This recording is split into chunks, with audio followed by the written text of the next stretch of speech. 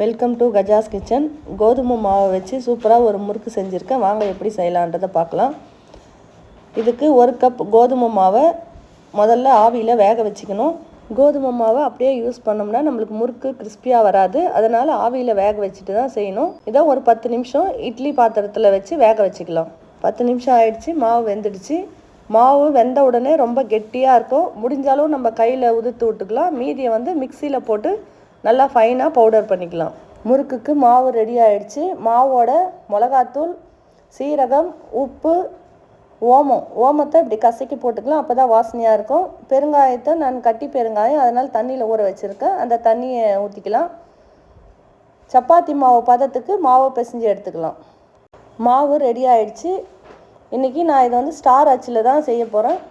முறுக்கு குழாயில் எண்ணெய் தடவி எடுத்து வச்சுருக்கிற மாவை ஃபில் பண்ணி காட்டன் கிளாத் ஒன்றில் இந்த மாதிரி நம்ம புழிஞ்சு வச்சுக்கணும்னா நம்ம எடுத்து போடுறதுக்கு ஈஸியாக இருக்கும். உங்களுக்கு எத்தனை சுற்று வேணுமோ அவ்வளோ நீங்கள் பெருசு பண்ணிக்கலாம் அந்த முறுக்கை.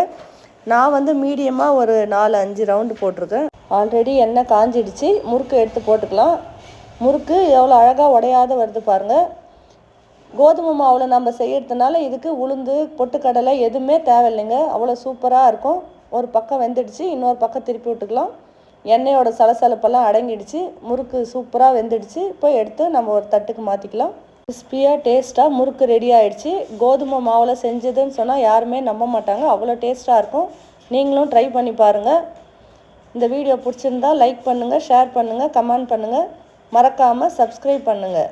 தேங்க்யூ.